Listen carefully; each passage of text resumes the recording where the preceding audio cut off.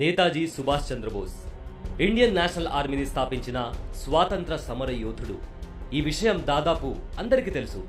కానీ మన దేశానికి ఒక సైన్యాన్ని ఏర్పాటు చేయాలనే ఆలోచన బోస్కి ఎందుకొచ్చింది?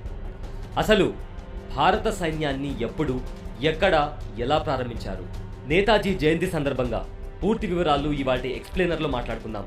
Here was a newly created free nation with the second largest population in the world, a country potentially capable of assuming leadership of the Far East. Its independence from the British, who ruled India for nearly 200 years, had been won only after a long and bitter struggle.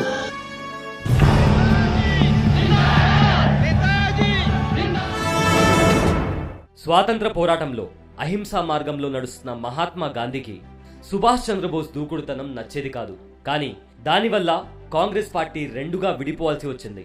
తర్వాత 1939లో నిర్వహించిన Congress president ఎన్నికల్లో గాంధీ నియమించిన పట్టాభి సీతారామయ్య మీద పోటీ చేసి సుభాష్ చంద్రబోస్ గెలిచారు. కానీ గాంధీతో విభేదాల వల్ల కొన్ని రోజులకే బోస్ తన పదవికి రాజీనామా చేశారు. తర్వాత అప్పటి బ్రిటిష్ వైస్రాయ్కి వ్యతిరేకంగా నిరసనలు చేయడం వల్ల బోస్ని అరెస్ట్ చేశారు.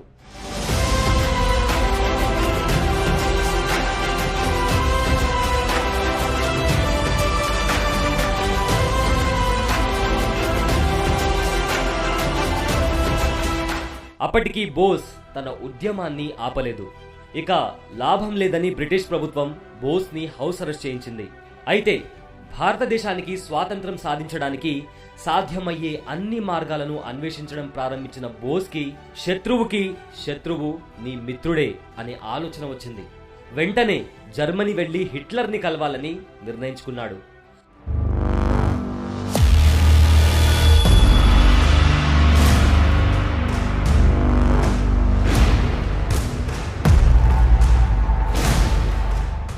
అయితే అప్పటికే మొదటి ప్రపంచ యుద్ధంలో ఓటమి చూసిన జర్మనీ ప్రపంచవ్యాప్తంగా తన ఆధిపత్యాన్ని చెలాయించడానికి విశ్వ ప్రయత్నాలు చేస్తోంది. జర్మనీ కేవలం అవసరమైనప్పుడు వాడుకోవడానికి మాత్రమే భారత్పై సానుభూతి చూపించింది తప్ప భారతదేశ స్వాతంత్రం అనే ఆలోచన జర్మనీకి లేదు. కానీ ఈ విషయం తెలియని బోస్ జర్మనీ తనకు సహాయం చేస్తుందనే ఆశతో బ్రిటిషర్ల నుంచి తప్పించుకొని అతి కష్టం మీద జర్మనీ చేరుకున్నాడు. 1941 ఏప్రిల్లో జర్మనీకి చేరుకున్న బోస్కి అక్కడ విలాసవంతమైన హోటల్, టెలిఫోన్ సౌకర్యం కల్పించారు. కానీ అతను జర్మన్ అధికారులను కలవడానికి మాత్రం చాలా కాలం ఎదురు చూడాల్సి వచ్చింది. 1941 మే 13న బోస్ భారతదేశ స్వాతంత్ర ప్రకటన ముసాయిదాను సిద్ధం చేసి జర్మనీ అధికారులకు పంపించి దాన్ని ప్రచురించాలని కోరుకున్నారు. కానీ మే 24న అటువంటి పత్రాన్ని ప్రచురించడానికి ఇది సరైన సమయం కాదని జర్మనీ అధికారుల నుంచి సందేశం వచ్చింది. అయితే బెర్లిన్లో ఫ్రీ ఇండియా లీజియన్ను ఏర్పాటు చేసుకోవచ్చని బోస్కి చెప్పారు. ఇది ఒక ఆర్మీ యూనిట్. దీనినే ఆజాద్ హింద్ లెజియన్ అని కూడా అంటారు. దానికోసం 10 మిలియన్ల రీచ్ మార్కులను అప్పుగా కేటాయించారు. మరియు అతని వ్యక్తిగత ఖర్చుల కోసం ప్రతి నెల 12,000 రీచ్ మార్కులను మంజూరు చేశారు. ఈ ఉదారమైన ఆతిథ్యం ఉన్నప్పటికీ బోస్ హిట్లర్ను కలిసేందుకు చాలా ప్రయత్నించాడు.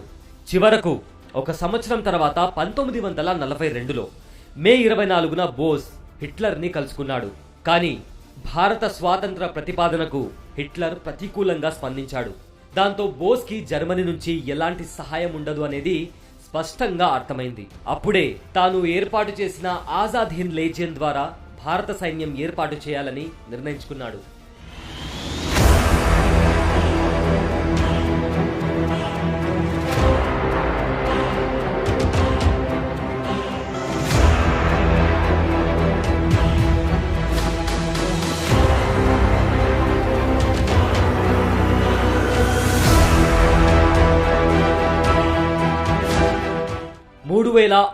మంది భారతీయ యుద్ధ ఖైదీలను భారత సైన్యంలోని మొదటి యూనిట్లో నియమించాడు.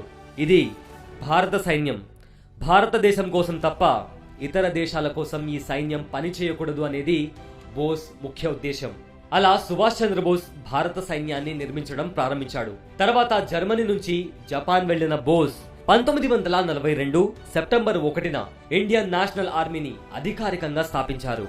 దీన్నే free Indian army Azad Hind Fauj అని కూడా అంటారు.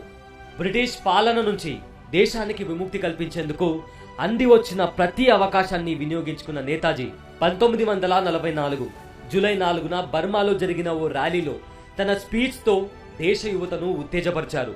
మీ రక్తాన్ని ధారబోయండి, మీకు స్వాతంత్రాన్ని తెచ్చిపెడతాను అని యువతకు పిలుపునిచ్చారు సుభాష్ చంద్రబోస్.